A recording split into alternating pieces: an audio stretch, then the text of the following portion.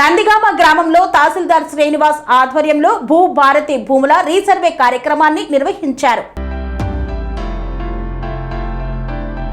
నిజాంపేట మండల పరిధిలోని నందిగామ గ్రామంలో తహసీల్దార్ శ్రీనివాస్, గ్రామ సర్పంచ్ ఆకుల స్వప్న రమేష్ ఆధ్వర్యంలో భూ భారతి భూముల రీసర్వే గ్రామసభ కార్యక్రమాన్ని నిర్వహించారు. ఈ కార్యక్రమానికి ముఖ్య అతిథిగా మెదక్ ఆర్టీఓ రమాదేవి, ఏడీ కిషన్, సహాయ పర్యవేక్షకులు ఎండి అజీముద్దీన్ హాజరై రీసర్వే ప్రక్రియపై గ్రామస్తులకు అవగాహన కల్పించారు. భూముల రీసర్వేను పారదర్శకంగా నిబంధనలకు అనుగుణంగా పూర్తి చేయాలని అధికారులకు సూచించారు. భూ సర్వే అనేది ప్రతి 30 సంవత్సరాలకు ఒకసారి జరిపించాల్సిన అవసరం ఉంటుందని తెలిపారు. రాష్ట్ర ముఖ్యమంత్రి రేవంత్ రెడ్డి తెలంగాణలోని ప్రతి గ్రామంలో భూ సర్వే నిర్వహించి డిజిటల్ తెలంగాణగా తీర్చిదిద్దాలనే లక్ష్యంతో రాష్ట్ర ప్రభుత్వం ముందుకెళ్తుందని తెలిపారు. భూ సమస్యలు ఉన్నటువంటి రైతులు వారి సమస్యలను అధికారులకు వివరించగా భూ సర్వే కార్యక్రమంలో మీ సమస్యలు పరిష్కారం అవుతాయని, ఈ చక్కటి అవకాశాన్ని ప్రజలు సద్వినియోగం చేసుకోవాలన్నారు. అలాగే గ్రామంలో ఎస్ఐఆర్ ప్రక్రియ 100% పూర్తి చేసినందున బిఎల్ఓలను శాలువాలతో సన్మానించారు. ఈ కార్యక్రమంలో డిప్యూటీ తహసీల్దార్ రమ్యశ్రీ, ఆర్ఐ ప్రీతి, ఉప సర్పంచ్ అంజిరెడ్డి, గ్రామస్తులు తదితరులు పాల్గొన్నారు. సరిహద్దులు లెక్కలు ఉన్నాయి, కొన్ని శివాలు కొన్ని లేవు. మరి కొన్ని కూడా చెరువు శిఖాలు, చెరువుకు వెళ్తున్నది ఆయకట్టు, చెరువు కింద ఆయకట్టు వెళ్తుంది, చెరువు శిఖం వెళ్తుంది. ఇంకోటి మా బాపు ముగ్గురు మేడం, మా తాత ముగ్గురికి 3 దోళాలు ఇచ్చాడు విలేజ్ దగ్గర. అది మాకు వచ్చేసింది. ఇప్పటికైతే పేపర్ మీద ఉన్నది, రిజిస్ట్రేషన్ పేపర్ మీద. అది ఇప్పుడు మాకేది కూడా చేస్తారా అని చెప్పేసి అడుగుతుంది. భూభారతి చట్టం అనేది మనకు 2025 ఏప్రిల్ నెలలో అంబేద్కర్ జయంతి రోజున చట్టం మనకు అమల్లోకి వచ్చింది. దాంట్లో భాగమే భూముల రీసర్వే, ఆ చట్టంలోని భాగమే. అయితే మనకు భూముల రీసర్వే అనేది 100 సంవత్సరాల క్రితము జరిగిన తర్వాత అప్పటి నుంచి ఇంకా రైతులైతే జరిగిన తర్వాత అనేక రకమైన భూముల సమస్యల పైన మా కార్యాలయ చుట్టూ తిరుగుతున్నాము. మనము భూభారతిలో అనేకమైన దరఖాస్తులను తీసుకోవడం జరిగింది.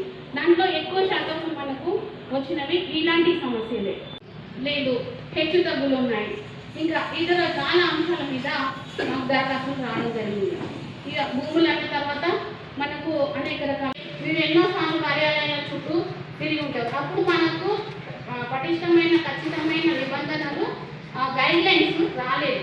ఇప్పుడు మనకు జరుగుతున్న సర్వే విషయాలే మరి ఆడియో గారు ప్రస్తావన చేయడం జరిగింది. యాక్చువల్గా మీకున్న ప్రాబ్లమ్స్ మీరు చెప్పారు, ఆ సమాధానం మీకు అందరికి అర్థమైందని మీరు అనుకుంటున్నారా? అనుకుంటే సభ అయిపోయినట్టే. ఇప్పుడు నేను చెప్పేది ఏంటంటే, సర్వే అనేది ఎందుకు తీసుకొచ్చారనేది ఒకసారి అందరూ రైతులు ఒకసారి ఆలోచన చేయాలి. సర్వే అనేది ఎందుకు ఈరోజు ఉన్న పదంగా సర్వే చేయాల్సి వచ్చింది. ఉపయోగాలు పోనండి ఉండాలని చెప్తాను. సర్వే యొక్క కాన్సెప్ట్ ఏంటంటే, ఇక్కడ బిఎల్ఓస్ ఉన్నారు అందరు, వాళ్ళు ఎవ్రీ 10 yearsకి ఒకసారి జనాభా సెన్సెస్ అనేది జరుగుతుంది. రైట్? జనాభా సెన్సెస్ ఎందుకు జరుగుతుంది?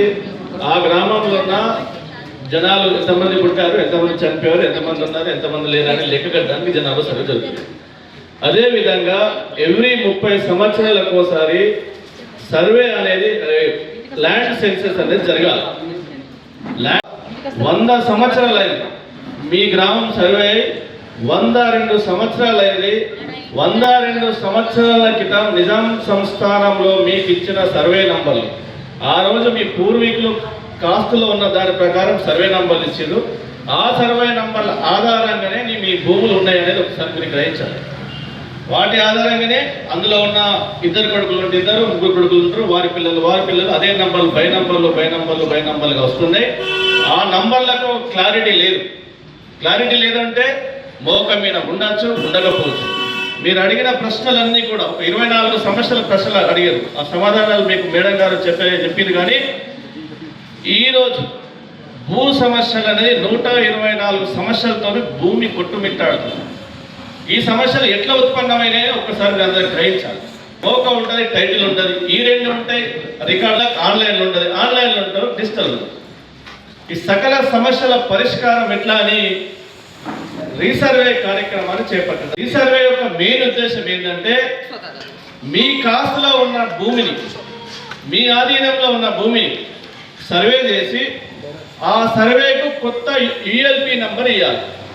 యుఎల్పి నంబర్, సర్వే నంబర్లు ఉంటాయి కదా, యుఎల్పి నంబర్ ఇస్తాం. అదే ఎల్పిఎం అంటారు, ల్యాండ్ పార్సల్ మ్యాప్. ఈ ఎల్పిఎం యొక్క మెయిన్ ఉద్దేశం ఏంటంటే రేపు ఫ్యూచర్లో ఈ భూమికి సంబంధించిన యొక్క మెజర్మెంట్తో సహా ఆ ఎల్పిఎంలో ఉంటాయి. ఆ మెజర్మెంట్స్ ఎట్లా డిసైడ్ అవుతాయి అంటే శాటిలైట్ కనెక్షన్తోని, శాటిలైట్తోని కోఆర్డినేట్స్ ద్వారా మీకు డిసైడ్ అవుతాయి. ఆ డిసైడ్ అయిన ఆ లాటిట్యూడ్లో ఉన్నటువంటి మీ భూమిని ఎవరు ఎక్కడ జరిగినా, ఎవరు ఎంక్రోచ్మెంట్ చేసినా రేపు పొద్దున మీరు స్వయాన పోయి తెలుసుకునే పరిస్థితి ఇందులో ఆ ఫెసిలిటీ ఉంటుంది.